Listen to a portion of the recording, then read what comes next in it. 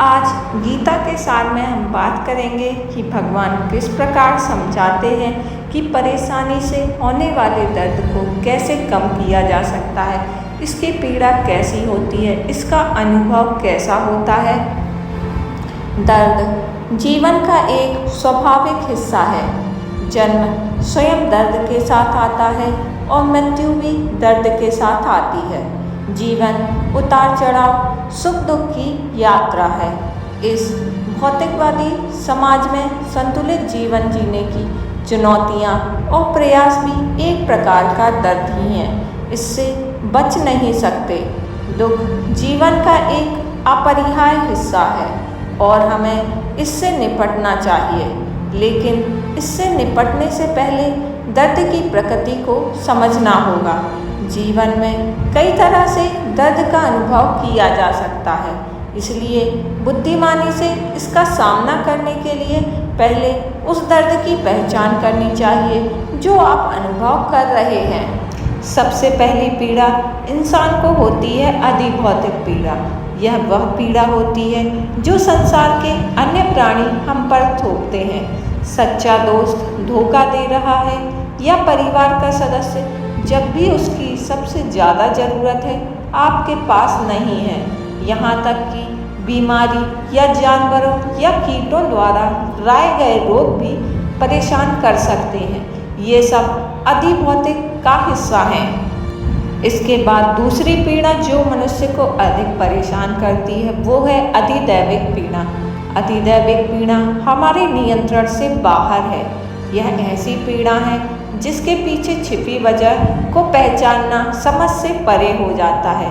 बाढ़ और तूफान जैसी प्राकृतिक आपदाएं दुनिया भर में लाखों लोगों को अथाह पीड़ा पहुंचाती हैं। यह सब अधिदैविक पीड़ा जिस पर हमारा कोई बस नहीं है, जिस पर मनुष्य का बस नहीं है, वह इसके अंतर्गत आती है। इसके बाद आती है आध्यात्मिक पीड़ा और आजकल के समय में मनुष्य सबसे ज़्यादा इसी पीड़ा से ग्रसित है। आध्यात्मिक पीड़ा जीवन में पीड़ा का मुख्य कारण है। यह हमारी खुद की लाई हुई पीड़ा होती है। यह मन और शरीर के ठीक से काम न कर पाने का परिणाम है। सकारात्मक सोच की कमी जीवन में असफलता और अक्षमताओं की ओर ले जाती है, जो काफ़ी परेशान करने वाली हो सकती है। बहुत से लोगों में भरोसे, सहनशीलता और मनोवैज्ञानिक सहन शक्ति की कमी होती है, क्योंकि उनमें शांति प्राप्त करने की प्रबल आध्यात्मिक इच्छा ही नहीं होती। व्यक्ति का सारा जीवन इन्हीं पीड़ाओं से ग्रसित होता है, लेकिन एक बार जब दर्द का कारण ढूंढ लिया जाता है तो हम उसका समाधान भी ढूंढ सकते हैं। 3 कारणों में से वह कोई भी हो सकता है, लेकिन किसी भी प्रकार के दर्द से निपटने के लिए पहला कदम यानी पीड़ा से अलग हटकर साक्षी भाव से देखना होगा। अहंकार, सांसारिक आकांक्षाएं आध्यात्मिक दुख का प्राथमिक कारण होती हैं। किसी चीज़ को इतना चाहते हैं कि हर कीमत पर उसे पाने की इच्छा रखते हैं। इसके लिए खुद को नुकसान पहुंचाने तक व्यक्ति चले जाते हैं। जब भी ऐसी पीड़ा हो तो खुद से कहिए, इसे छोड़ो, जाने दो, जिंदगी में आगे बढ़ो, आगे और खूबसूरत चीज़ें हमारा इंतज़ार कर रही हैं। भगवान ने आपके लिए आगे और अच्छा सोचा होगा। आप जिंदगी में आगे जाकर और आगे बढ़ सकते हैं। मनुष्य के जीवन में जो पीछे छूट गया है उसको भूलकर उसे आगे बढ़ना ही होगा। निरंतर कर्म करने होंगे, तभी वह जीवन में एक सफल मुकाम हासिल कर सकता है। इसके साथ ही इंद्रियों के विषयों के प्रति वैराग्य विकसित करना होगा।